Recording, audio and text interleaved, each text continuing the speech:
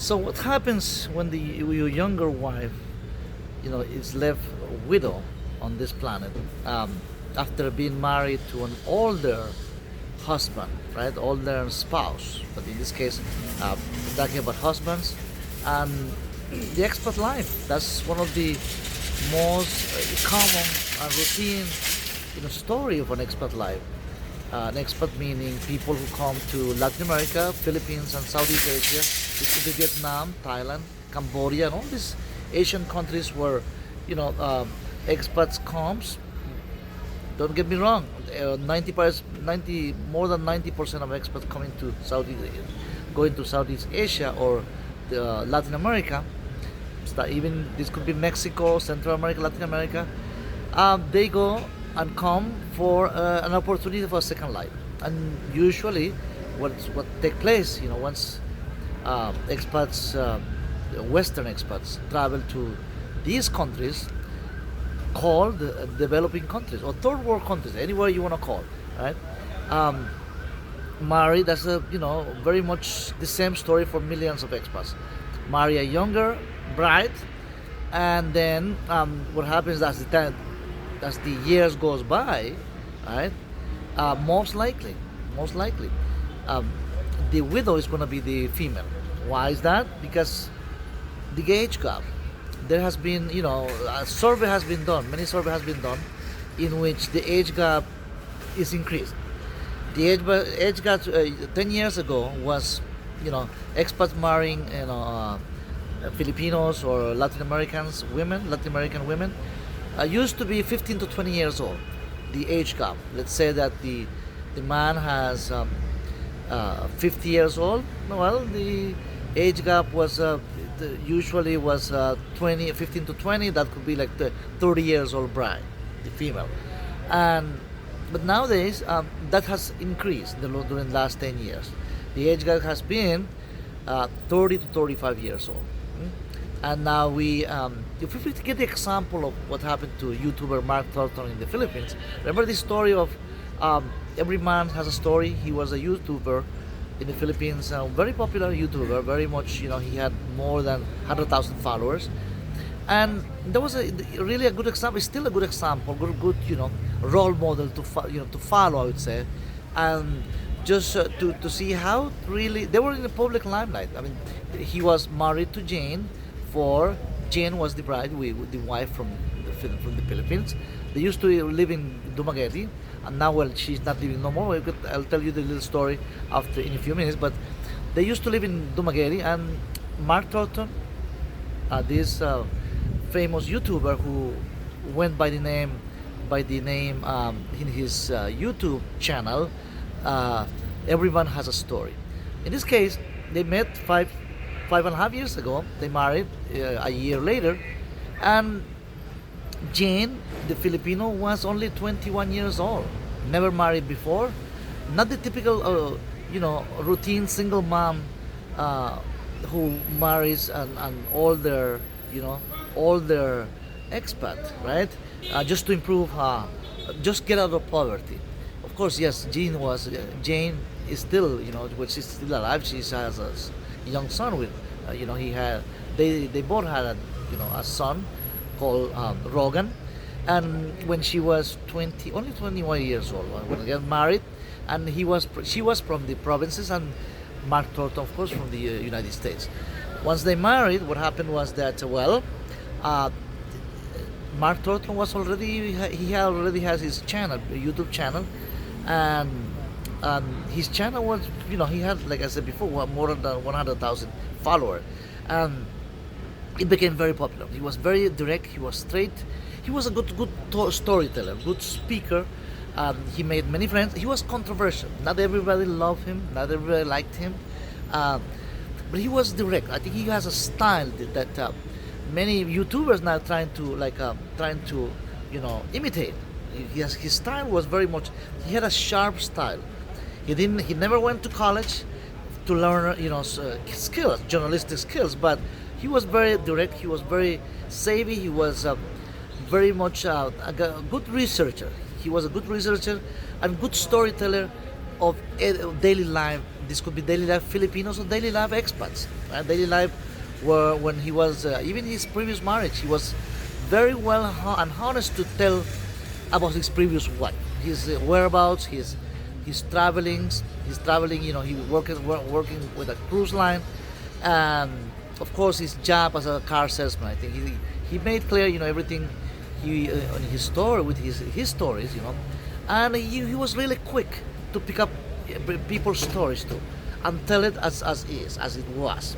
So that was one of his, you know, advantages. But he was, you know, really thin skinned. I mean, apparently, you know, I never met the guy before. I never met him personally, but yes, I think more like he was somehow controversial for people who knew him, for people who knew him closely. Myself and you know, personally, I liked him. I really, you know, I really think he was a good example, good role model to follow. Good, you know, and how he was conducting his his marriage. I think that's one of his personal story with his new bride, with his new wife, Jane. Right. So that was I think one of the good example how to, if you are an expat, you know, um, marrying someone Latin America. Remember that Latin American and Filipino culture are very similar, because the Philippines was under Spanish, you know, empire for more than 100 years, and in many of these names, or names of streets, names of provinces, cities in the Philippines has Spanish names, and of course. In some of the provinces, Spanish-speaking, you know, some people still speak Spanish, you know, or mix Spanish, mix Tagalog, right? So some people, but it's very much common for any people from Latin America to come to the Philippines and feel very much at home, and for the Filipinos too, they feel at home. I have met Filipinos in Latin America in the States, and they very much, you know, it's easy to communicate. The culture is very similar, so. In the family, the family value of the Filipino is similar to the family value that is being followed in Latin America, especially in the issue of marriage, right? As we know, in the Philippines there is no divorce, of course, and Latin America, yes, the Latin America in that sense is a little more conservative in provinces, but even if somebody is divorcing in a small province, in a provincial towns in Latin America, it's considered a scandal. It's considered a shame for the family. I mean, think about that. We're in the middle of you know, 21st century, and it's like a shame. Like I said, it's ruining the reputation. The last name is considering ruining the last name of a person, right? So it's like not just the present generation of that family getting divorced, right? Especially for the women, you know. In that sense, Latin America is more patriarchal. It seems that the shame goes more not for the man that much, which is very, you know, not fair. I mean, as I see it, not fair.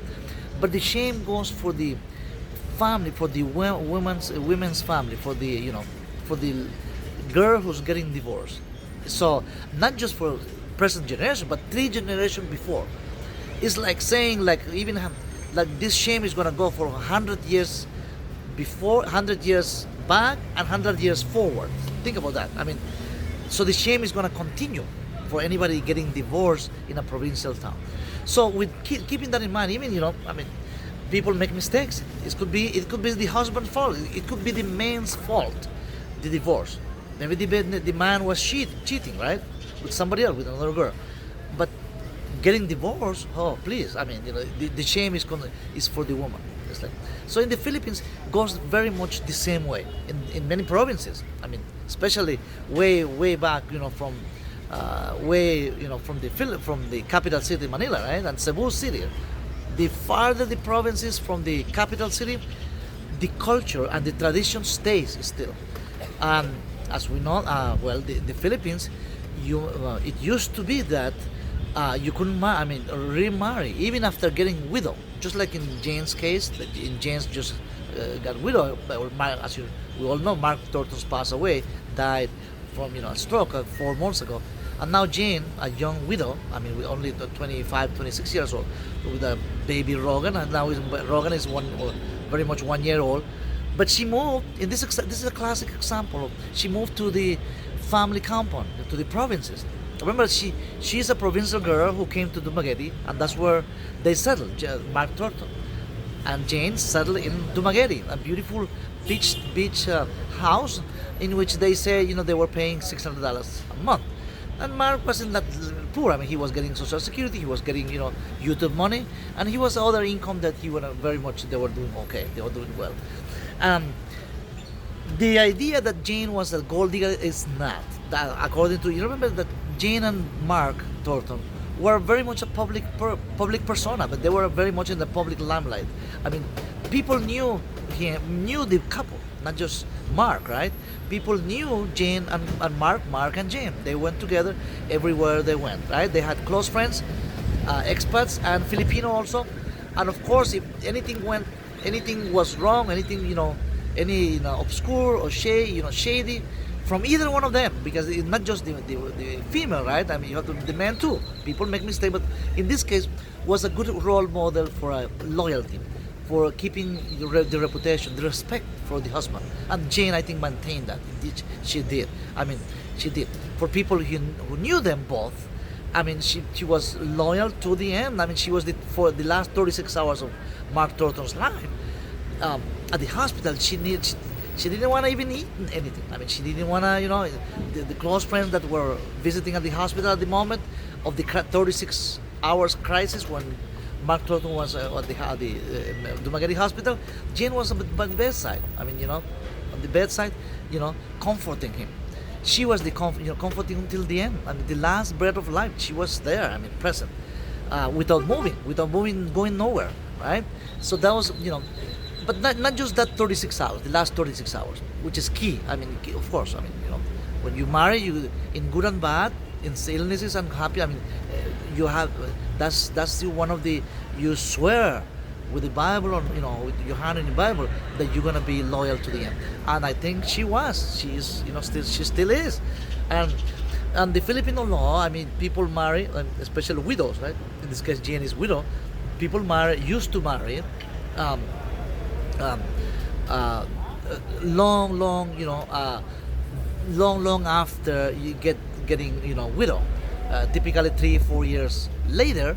I mean, because it was considered as this, not being loyal to the husband that died, right?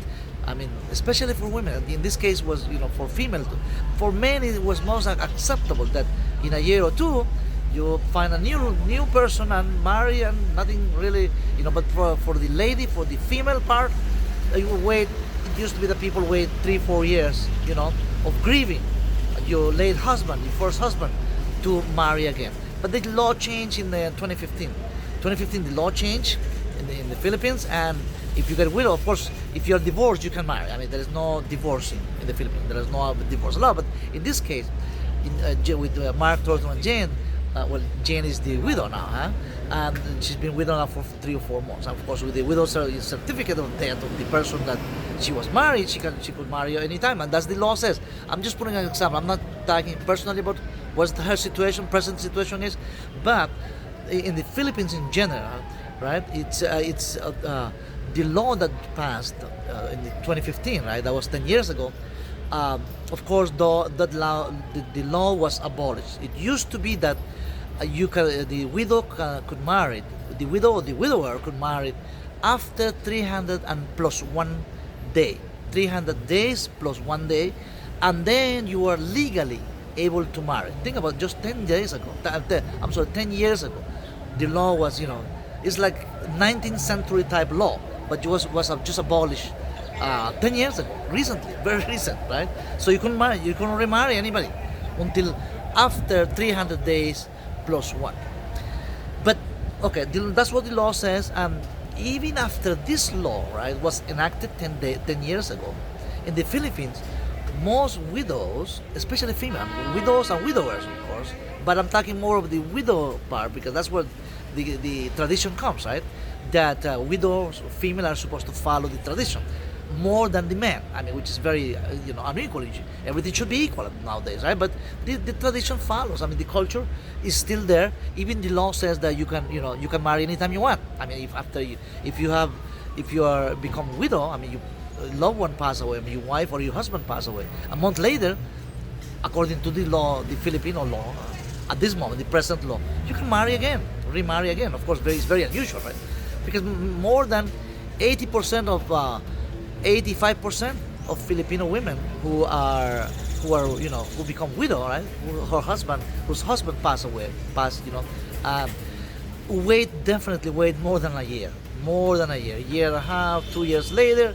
Um, well, especially if there is a young widow with just one child. In the case of Jane, she's, most likely, I don't know her family personally, but for being from the provinces, knowing her story through Marx, right? I think that's very much I believe it. There is a reputation that she's taking care, her family's reputation, her province's reputation, the Filipino culture reputation. So that's the tradition is not 100 years tradition. This is the centuries of tradition, in which a widow, right? It wait more than 2 or 3 years, and I'm sure that Jane is gonna wait, most likely. I mean, she's very young, 25, 26 years old almost, but she's very young, beautiful, and only one child, and with her reputation intact of loyalty and love for Mark, I think she's gonna have many men who are that gonna approach her not long after, not many months later, maybe less than a year later. But I think she's gonna preserve that tradition. She's gonna preserve that tradition of waiting longer time to meet that someone, and most likely, sorry, whoever wants to date, just like in her case, like Jane or others. I mean, I'm just talking about her. But when this happens, especially if the widow is very young, in Latin America too, yeah, the widow goes back to the family compound. The families under the umbrella of mom and dad again. It's like she never married before because she's a widow. Remember, she's a widow, but it's like she doesn't have a husband, but there is no shame of that. She's a widow. It's not her fault that her husband died. Right? Mark died, passed away. It's not her fault. Her reputation is intact.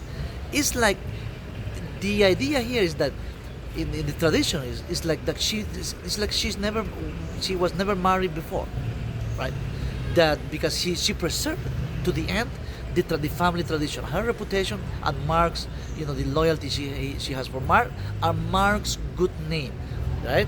Mark Thornton's good name. So she carried that in her shoulder, the Thornton last name. You see, last name is very important. Some people in Western country don't care about last name. Who cares? I mean, if you're Kennedy, I mean, whatever name you can think of, right? In the U.S. or any Western country, right?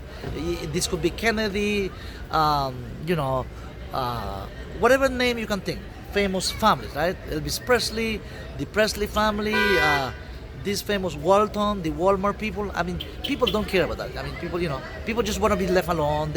Privacy is the most important thing. No, in developing countries, Latin America, Filipino culture, tradition, Latin America tradition, culture, name is more than whatever money, privacy. Reputation is not based on money. In Latin America, your reputation is not because you have a billion of that. Your reputation is it should last. Who was who was your father? I mean, who was that last name carrying the honesty, the loyalty? People still do business in most provinces, in 90% provinces in Latin America and the Philippines, with a handshake, with no papers involved. People believe in handshake. People still believe having a man-to-man handshake and doing business verbally, orally, and have, and go. I mean, believe on your word that your word values something. In Western society, your word is nothing. I mean, your word is nothing. Only is on written paper, prenuptial agreement. I mean, you can name only document counts. Only documents, notarized documents with lawyers. See, so nobody trusts in most Western. I'm not saying everybody's like that. Even the U.S. I'm not saying everybody's in the U.S. in the mainland USA or Europe or Canada, Western. I'm not saying, but 95% of the time, what it counts is what's written on paper, right? With everything that was done with lawyers. That's what it counts. The rest people don't care about the rest. Okay, whatever word of mouth, but it's on reverse in Latin America. Asia is on backwards, in Africa too. People care about what your word is, the value of your word, and that word that you gave. Who was that person? Who's that last name? So the last name of a person has a reputation in a town, a small town. In the whole village has a reputation. There's a reputation to preserve. It's a treasure. I mean, it's a treasure reputation. So to keep the last name intact, to keep the reputation of that last name. This could be any last name, the last name of a person, right? This could be Smith. This could be Aguilera or Fernando. Oh, people say, oh, this fellow is from the Fernandez family or the Hernandez family or Gonzalez or this family, Gonzalez family. There is way go back 300 years ago or that there's some they knew him and they have followed that reputation for 150 years. So that counts more than money or lawyers, attorneys, signatures or affidavit of these papers, right? So the tradition goes for in the Philippines too. Talking about marriage, right? The law in the Philippines says, well, now anybody can marry, if it's less than whatever whenever they want to marry after after they bury the dead person, right? But the tradition, following the tradition, right, and the culture, more than 85% still wait more than longer, especially widows, not the widower, the man, but widows. So in Latin America, it does follow the same culture. So we are yet to see what's gonna happen. This is a little update with what's going on with Jane and Rogan, her son. They moved to the mom and dad's house in the provinces, and she had an update not long, a couple of weeks ago, and she says she was painting the little room. She was trying to make comfortable, just back to where she was 6 years ago before marrying Mark Torto. So it's going back to where she was. Of course, time has passed by. She still looks that innocent provincial looking face and talk, simple talk, very simple, manners that she had, very humble person, and we wish her the best. And of course, this is a good example for expats, traveling to Southeast Asia, Philippines. This could be Philippines or Latin America. There is there are still provinces in Latin America that people value tradition. Thanks, guys, for listening. Thanks, guys, for watching, and see you in the next video. Take care of yourself. May God bless you all. Take care. Bye bye.